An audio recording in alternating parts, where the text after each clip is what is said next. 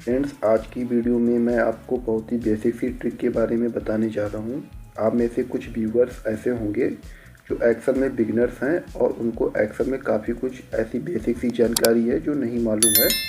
तो फ्रेंड्स, अगर हमको एक्सेल शीट में दो वैल्यू के बीच में ब्लैंक रो को डिलीट करना हो तो इसको कैसे कर सकते हैं, आप वीडियो के एंड तक बने रहिए। फ्रेंड्स, एक्सेल से रिलेटेड ट्यूटोरियल्स के लिए चैनल को सब्सक्राइब कर लीजिए।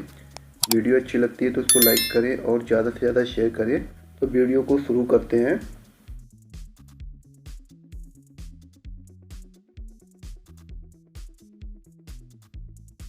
फ्रेंड्स, अभी आप हमारे पास एक्सेल शीट में एक डेटा देख रहे हैं और यहाँ पर डेटा के बीच में दो ऐसी रो हैं जो ब्लैंक है और हम इनको रिमूव करना चाहते हैं।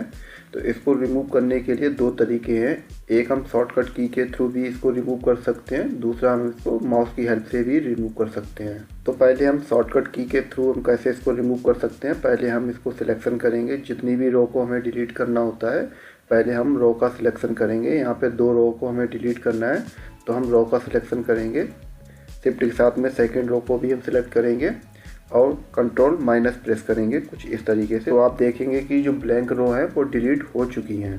अब हम इसको माउस की हेल्प से कैसे डिलीट कर सकते हैं, पहले हम कंट्रोल जेड से वापस आ जाते हैं और हम इसको सिलेक्ट करेंगे। हमने रो को सिलेक्ट कर लिया है। अब हम सेकेंड रो को भी शिफ्ट के साथ में इसको सिलेक्ट कर लेंगे। माउस की हेल्प से हम राइट क्लिक को प्रेस करेंगे और यहाँ पे डिलीट का ऑप्शन आ रहा है, डिलीट के ऑप्शन पर हम क्लिक करेंगे तो अभी हम इसको डिलीट कर देते हैं।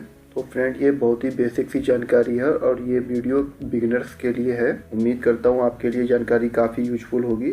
अगर आपने हमारा चैनल अभी तक सब्सक्राइब नहीं किया है तो इसको सब्सक्राइब कर लीजिए। वीडियो अच्छी लगी तो इसको लाइक करें और ज़्यादा से ज़्यादा शेयर करें। मिलते हैं आपसे अगली वीडियो में नई जानकारी के साथ। तब तक के लिए नमस्कार।